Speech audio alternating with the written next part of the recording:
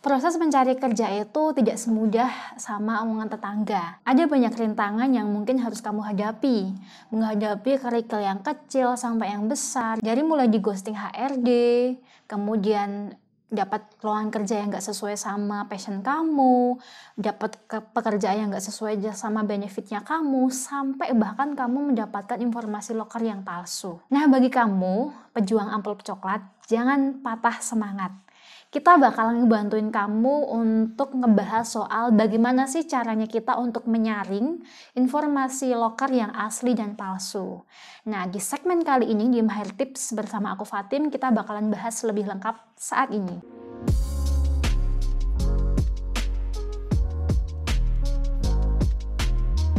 Satu, persyaratan terlalu mudah. Nah, pernah nggak sih kamu kayak mendapatkan satu informasi loker yang dimana itu tuh di persyaratannya nggak ada sama sekali. Kamu bisa dengan mudahnya diterima kerja, kemudian bisa langsung otomatis lolos tanpa melalui fase-fase di dalam proses rekrutmen. Bahkan kamu diberikan janji-janji benefit yang sangat tinggi. Nah, sudah dipastikan itu adalah salah satu indikasi dari lowongan palsu. Nah, biasanya kalau semisal kamu biar tidak terjerumus di dalam informasi lowongan kerja yang palsu ini, yang pertama adalah kamu mesti cari tahu dulu informasi loker itu. Setidaknya, untuk perusahaan itu pada umumnya membutuhkan 1-2 minggu untuk melalui tahap proses rekrutmen. Nah, kalau semisal kamu menemukan satu perusahaan yang kayak ngelancarin prosesnya kamu selama dengan hitungan kilat gitu kan, dipastikan itu adalah lowongan kerja yang palsu. Nah, pastikan itu yang pertama dulu. Nah, selain itu, perusahaan memiliki kualifikasi dan persyaratan yang sangat jelas. Semisal mereka membuka informasi loker untuk bidang marketing. Nah, mereka akan memberikan satu kualifikasi atau beberapa kualifikasi yang jelas dari mulai persyaratan KTP, kemudian misal kamu harus mengumpulkan sertifikat, ijazah, legalisir ijazah, kemudian SKCK, surat lamaran kerja, dan lain sebagainya. Mereka akan sangat detail memberikan informasinya di dalam informasi loker tersebut. Nah, itu tadi apabila kamu menemukan lowongan kerja yang bisa terindikasi palsu tersebut, kamu patut waspada. Oke? Nah, yang kedua adalah nama dan alamat kantor tidak jelas. Pernahkah kamu mendapati undangan kerja dengan perusahaan yang nggak jelas? Alamatnya perusahaan itu di mana, kemudian bahkan informasi perusahaan itu tidak ada atau tidak terekam jejaknya di dalam Google. Nah, pastikan kamu bisa cross-check ulang. Sebelum kamu menerima proses undangan tersebut, langkah yang pertama yang mesti kamu lakukan adalah search dulu.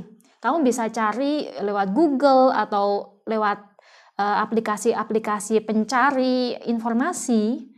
Coba kamu cari, misal kamu cari perusahaan X misalnya, nanti akan otomatis informasinya itu langsung terekam jejaknya di dalam Google misalnya.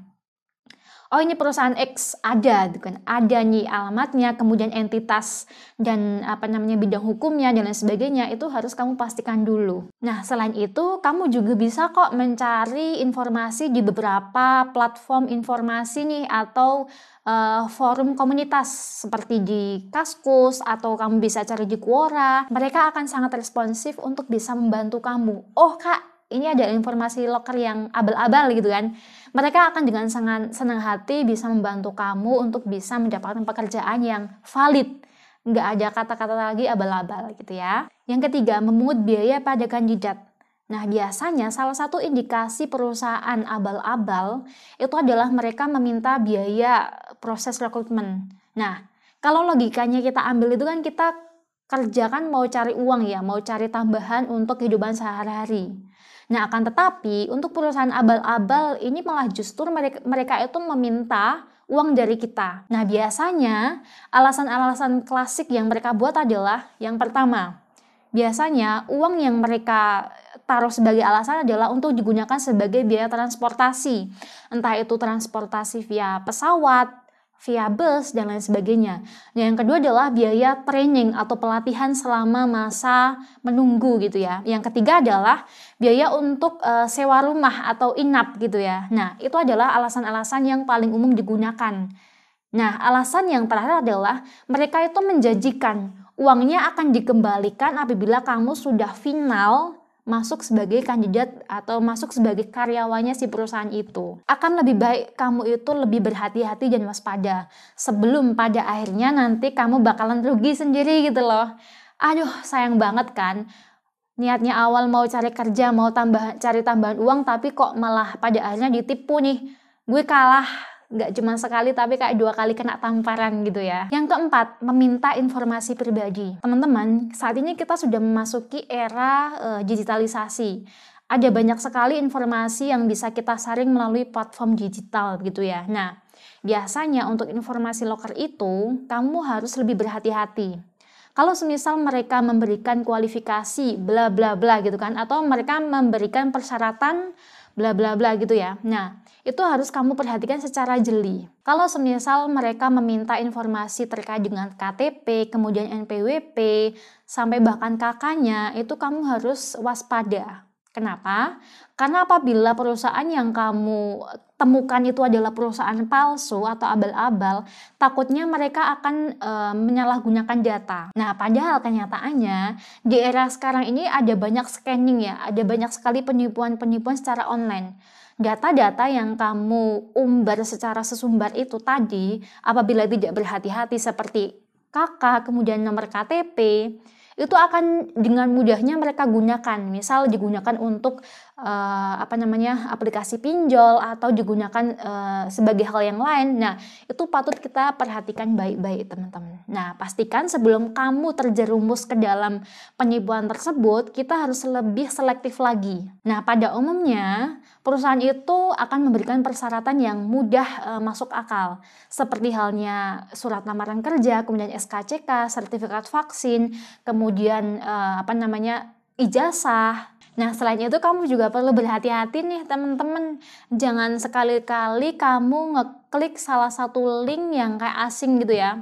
Nah, biasanya link-link yang terasa asing itu ada banyak sekali orang-orang yang mahir di bidang hacker gitu kan. Mereka memasukkan situs-situs yang bisa melacak data kita. Nah, itu kamu harus hati-hati. Apabila kamu nanti tidak hati-hati dan tidak waspada, data kamu yang akan dipertaruhkan. Jadi itu yang harus kita perhatikan. Nah, biasanya pada umumnya teman-teman, perusahaan ketika mau menerima kandidat itu pada umumnya di fase perekrutan tahap awal di bidang administrasi itu pada umumnya loh ya, mereka hanya membutuhkan informasi terkait dengan CV kita. Itu hal yang paling sangat dominan ya. Jadi kamu harus lebih hati-hati untuk menyebarkan informasi pribadi kamu gitu ya. Jadi sekali lagi kalau kamu sudah mendengarkan informasi dari kita, jangan lagi ngelakuin kesalahan yang sama, oke? Yang kelima, menyebutkan gaji yang sangat fantastik. Nah, biasanya loker-loker yang abal-abal atau palsu itu mereka memberikan gaji yang sangat fantastik.